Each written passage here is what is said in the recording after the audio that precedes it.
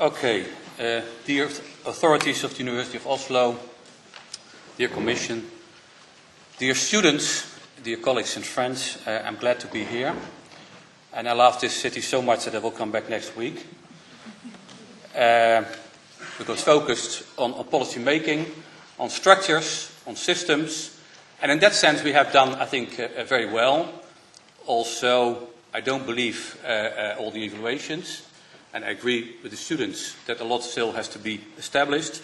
But that's in particular focusing on the modernization of the programs for which the academics and students are responsible.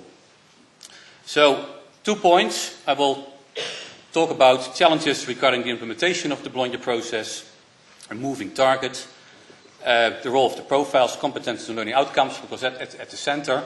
It's related to student-centeredness. Tuning approach in a nutshell.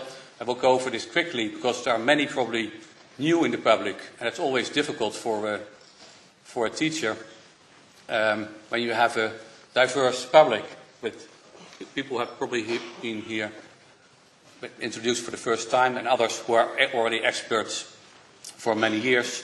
I will talk about the role of qualifications frameworks because it's quite related to the work that tuning has done, and of course identification of key competences and writing good learning outcomes, because it also has been the core of what tuning has done during the last years. And then next steps and in conclusion. Already said, we have challenges ahead. Student mobility has to be raised to 20%, it was already named.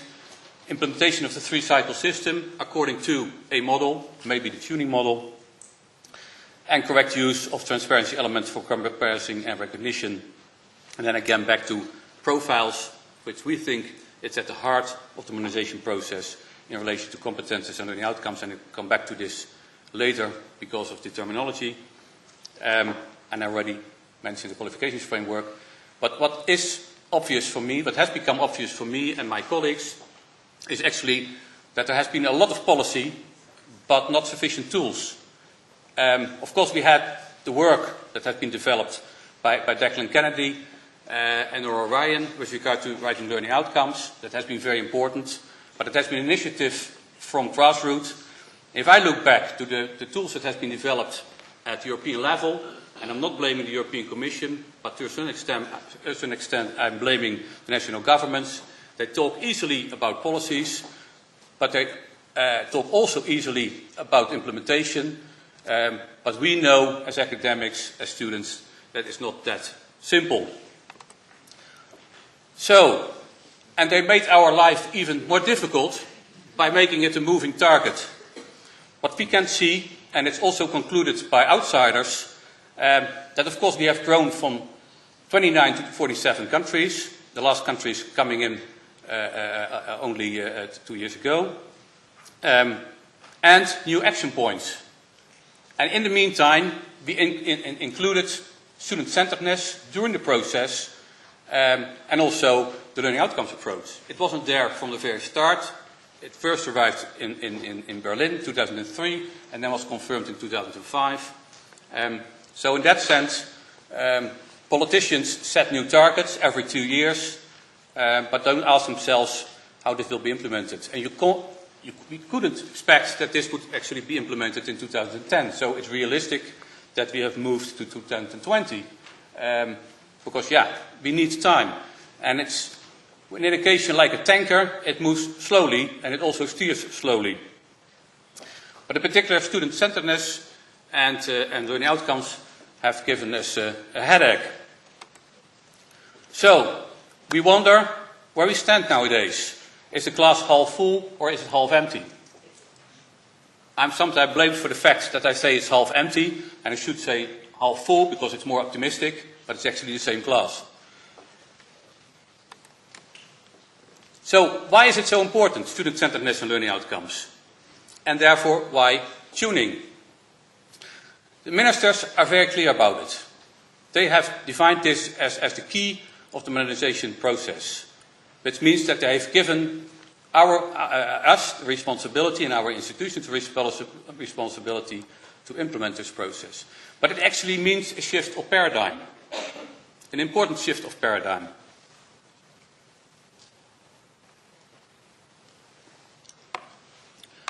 Because it means actually that we move from a staff-centered system, and most of us still have a staff-centered system, this is actually value in the rest of the world as well, to a student-centered system. The student in the center of attention, preparing the student in the best possible way, the most efficient way for his or her role in terms of employability and citizenship. What Tuning has tried to do from 2000, because in 2000 experts like you, and particularly in ECTS, already became nervous about the implementation process.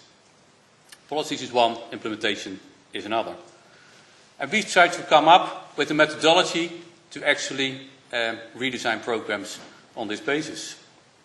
By defining a language that is understood not only by academia, but also by stakeholders outside academia. An approach which could give respect for differentiation and for diversity and autonomy of institutions, leading to flexible and diverse degrees. Because we think that's important, because if we train people in the same way, unemployment would probably be a given fact. The moment you differentiate, people have better chances on the labour market. And we focused also on transferable skills. Now everybody talks about it, but that wasn't the case in 2000. It was quite new as a concept. And in that sense, Tuning has been successful, because as a result in 2003, it was for the first time mentioned in the communique. We focused on transferable competences or skills. We also focused on subject-specific ones to give reference to programs. Because when the moment you make them flexible, you must have a reference. And again, we were inspired here by the work done in the UK, but we made it broader. The famous benchmark papers that have been developed in the UK. Focusing in this change of paradigm on employability and citizenship, which is a typical European feature. Social responsibility. Focusing on international but also national cooperation in higher education. Ease, facilitate recognition of periods of study. Development of transnational education, again, to make this better possible in terms of joint degrees and maybe double degrees. Which also give us daily a headache. And by accepting, including cycle and now level descriptors at a certain moment in terms of qualifications frameworks. So what we have done in Tuning is taking together methodologies, ideas that already had been developed or were developing, and put them in a consistent methodology by focusing on profiles, descriptors, learning outcomes, competences, and workload-based credits, and also taking into account quality as a crucial element. So Tuning exists since 2000, and as you can see here, a number of initiatives have been taken not only in Europe, but also outside Europe. Because what we have seen now in the rest of the world, there's a lot of interest for Bologna, but in particular for the tools that have been developed. The process as such is of interest, but more of interest is actually the tools that can be used elsewhere. And if we don't offer tools, it's rather difficult to implement. But as you can see now, Tuning is everywhere and still growing. I come just back from Canada, where we have agreed with the Commission to set up a feasibility study for that part of the world. So the only part that is left is South and East Asia. But we will come to this as well.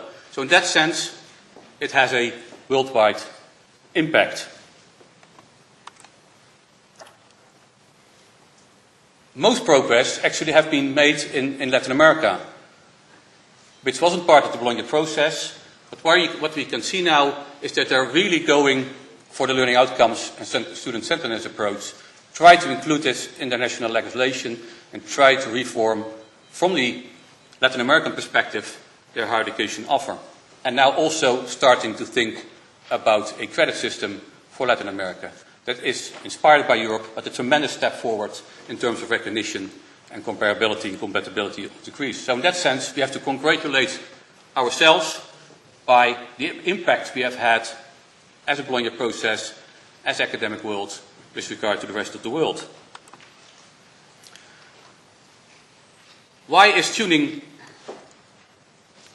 so attractive for outsiders? Because it's a clear concept, it's easy to understand, we think, worldwide acceptance, and respects diversity. And it's also the conclusion in a number of studies that have been published by Cliff Edelman a couple of years ago, and now recently by Paul L. Gaston. Also, he is positive but also critical with regard to the Bologna process. I don't know whether you've seen the book, but it is the Bologna process from the American perspective, and it's a learning experience for all of us. And I advise you to read it because it also gives the weak spots, and one of the weak spots is actually implementation regarding to the process. And there's also a lot of tuning in this book, like the one of Cliff Edelman. Now, what is tuning really about? It's based on 6 consistent features for building degree programs, and identified an agreed need, because it doesn't make sense to have a program which doesn't lead to employability. Well-described profiles for programs, which gives you a possibility to specialize, based on learning outcomes in terms of generic and subject-specific competences, correct allocation of ECTS credits, and, of course, the right teaching, learning, and assessment strategies, and a quality enhancement mechanism in process and in outcomes. So the idea is, the tuning idea is, and it has been accepted now, that every program should have a profile which is underpinned by learning outcomes. And this leads to this circle. You are aware, many of you will be aware of this circle, how you actually construct a program. And crucial here is the evaluation, that you not only look backwards in improving your program, but also look forward in making it better in terms of the developments in society. Take the stakeholder opinions into account. Now, we have focused much on profiles because it gives you the character of a degree program. And Janneke will come back to this because we also developed, as a result, an instrument together with the generics. Because a profile gives you the specific aims of a program, but also will give it its place on the academic map in the professional and the academic world. Profiles are important not only for the student, but also for parents, for PR reasons, publicity reasons, for society, academics by definition, professional organizations, etc. So it has multi-layers and it has different users. So the construction of a profile is actually crucial. And we have only started this in a condensed form very recently. And it's very necessary because if you look to the use of the diploma supplement, particularly 4.2, you will agree with me that it's still rather messy. And I dare to say rather messy, because I haven't seen many diploma supplements that actually fill in 4.2 in an effective way. Employment profiles are important because they are wider than academic fields. What we have seen during the last 10 years, in different surveys we did, is that if you have a good set of particular transferable skills, you can find employment also outside your direct academic field. And there are many examples. And probably one of the best examples is a chemistry program in the UK, where in some institutions, most of the people that are educated at, for example, master levels, PhD level, get a job in academia or in research-oriented professions, while at another university, as high on the ranking list, most will end up in society, in the banking sector, or whatever. So you have different profiles, different outcomes, and they have both their value. So institutions really, programs really have their mission, which is actually reflected by your profile. Now, to give you just an example, to inspire you a little bit about what a profile is, what it should do, actually, is given in a number of lines a very good description of what it's focused on.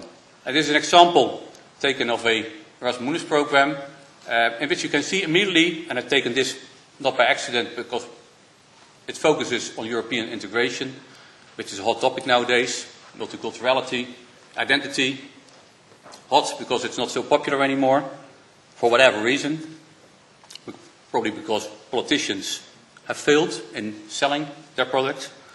But it shows you 3 lines what the program is all about. And of course that's the idea of a profile. But it's just meant as being inspirational.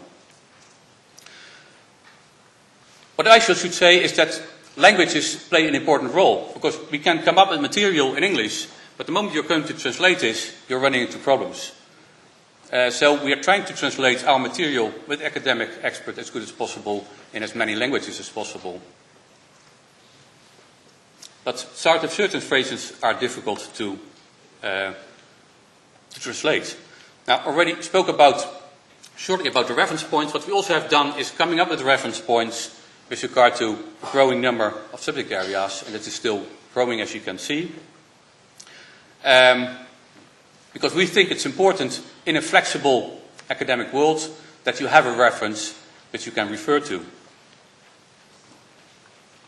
And actually we're revising this work again thanks to the politics. I'm a bit critical, but these were originally built on the Dublin descriptors, and now we have to change them into the EQF descriptors, which is a challenge, but the work has to be done, because my personal opinion is that in the end the EQF will win from the qualification framework of the European higher education area. Now this is all related to qualifications frameworks. And that has been a next step that has been developed since 2005, the Bergen communiqué. And what we can see here, that of course the highest level meta frameworks are very important, but what we also see is that national qualifications frameworks are now developing besides sectoral qualifications frameworks. But in the end, in terms of recognition, that's all very important, but what probably really counts are the subject areas. The subject areas now have to be linked to sectoral qualifications frameworks, because what we can see, of course, that we see more and more interdisciplinary studies. So we have to find a means to get an understanding of reference points in terms of learning outcomes that can be measured.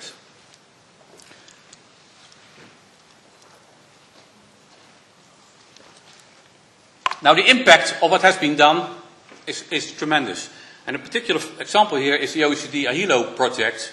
I'm not sure you are aware of this, but what the OECD is going to do at the moment is developing an instrument to measure learning outcomes at bachelor level for engineering and economics, and Tuning developed a framework for this, and the measurement instrument is developed by ACER and other organizations to see whether the outcomes of learning in those two fields are comparable or that we have differences.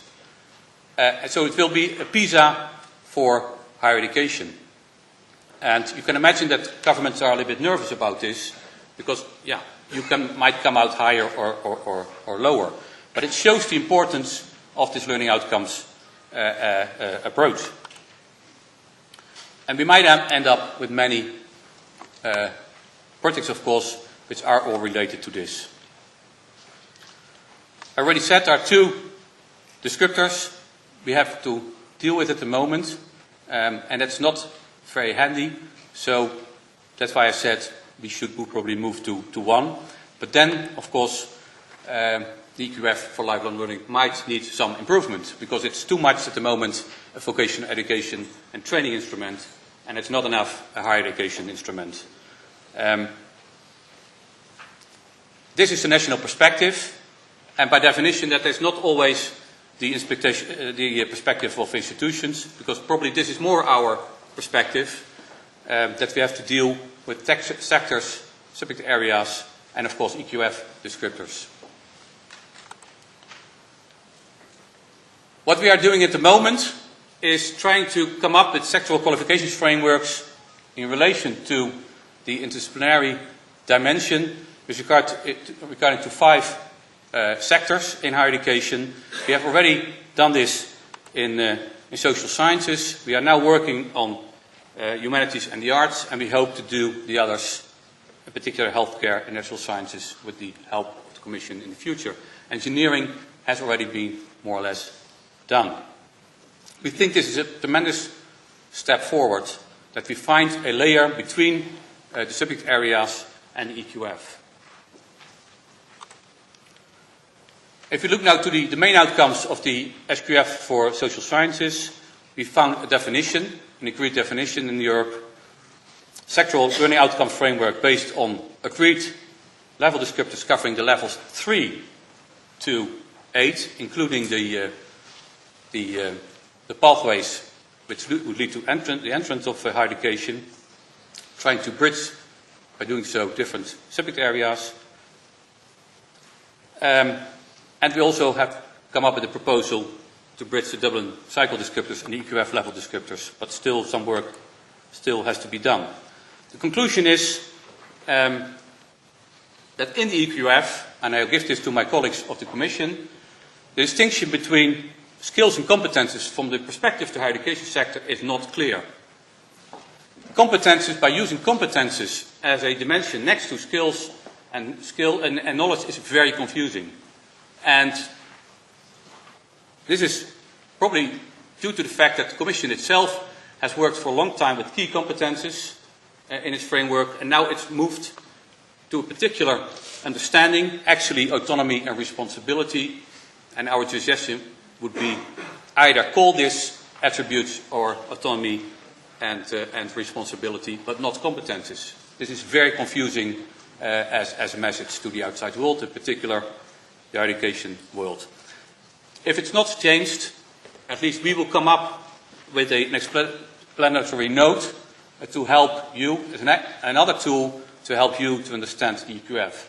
Because we have to be honest to each other, the EQF is not very successful in higher education so far. Many of our colleagues have no clue what it is about and how to actually use it. But as you have seen in my example with regard to Euroculture, and I don't show you this, but you can actually break this down in learning outcomes, which can be measured. It can actually be done, but it needs some help probably.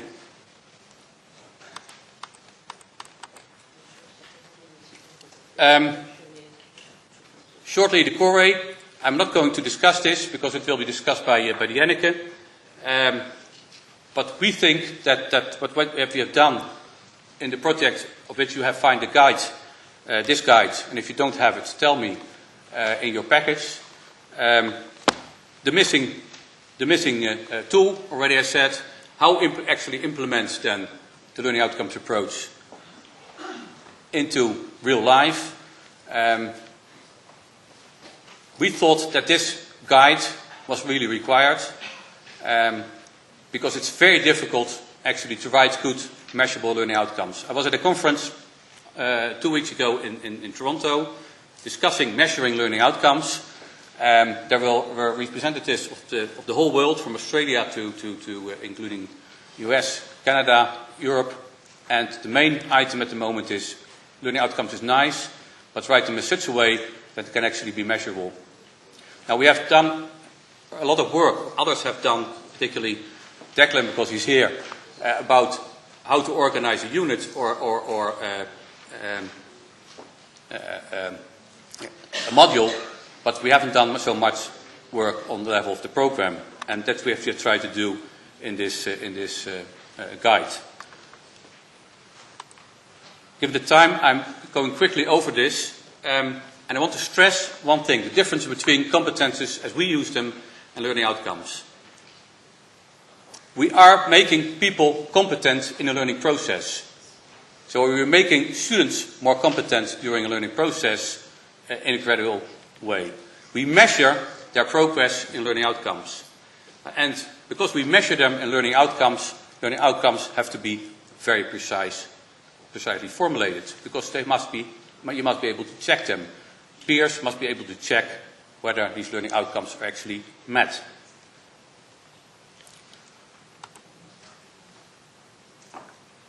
And to give you the relationship between the two, it's like growing trees. You can start at different levels, but you develop a competence during a learning process, sometimes from the first cycle, the bachelor. Sometimes you only start in the master, sometimes you only start in the PhD. But they develop during the learning process further and further. And to give you an idea, some say generic competencies, how to learn them, how to teach them. And people say, can you actually distinguish levels? Can you actually distinguish progress? Yes, you can if you have sufficient knowledge, if you have the tools to do so. Now this gives you an example of teamwork. This actually gives you 3 levels of accomplishment with a descriptor. And this can actually be related to indicators, which gives you the possibility to measure the outcomes. And it goes from left to right. 5 is the most, is the highest level, and this is at the 3rd level, but there are also 2 other levels. So if you have this kind of instruments, you actually have an easier job to accomplish within your institution. So there is a lot of help already available. That's not really the problem. And actually it's all printed in this booklet, which we made in particular at the University of Bilbao. So there's a lot of material available which can actually be used to develop this kind of competences. Creativity is another example. And again, you can see here that you can simplify this in learning outcome statements at different levels. For example, at the first level, first cycle level, second cycle level, and a PhD level.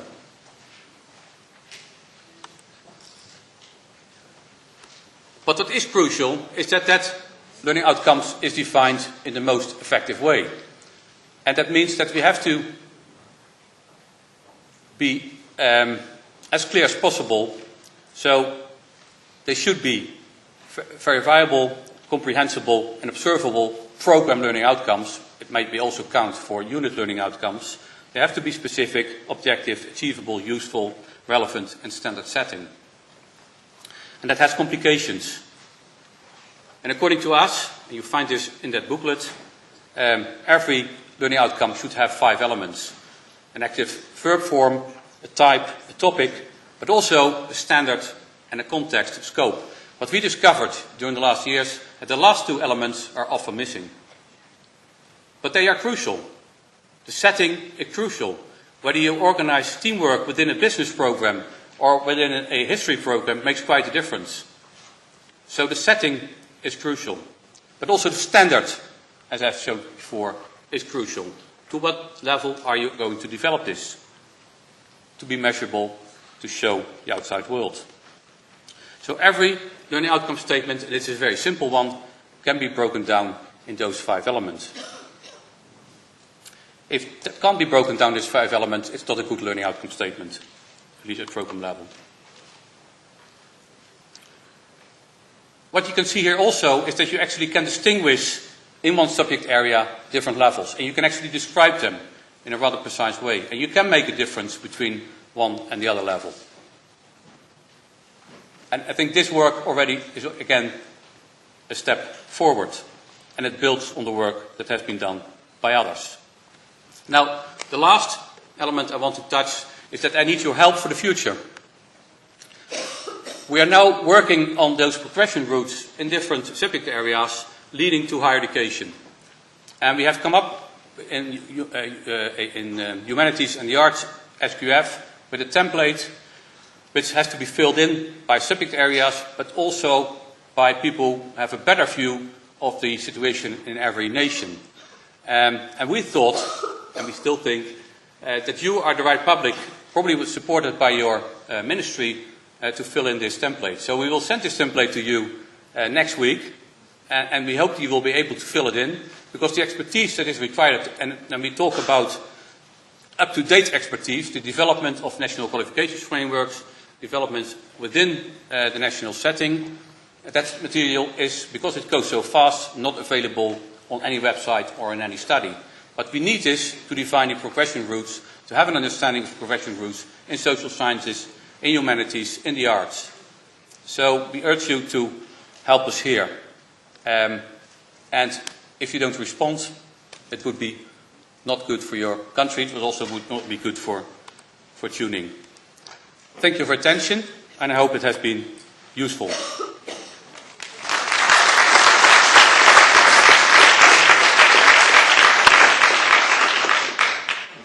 Well, thank you, Robert, for a very inspiring talk. I suggest you do the following.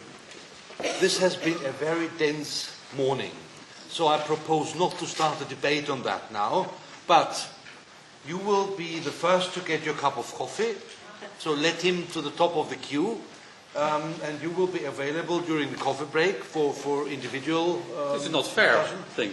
No, Why? I have to keep on talking. No, come on, it's fine. No. Whether you do it here or there, I mean, you were prepared to do it anyway. Okay? So, I'll say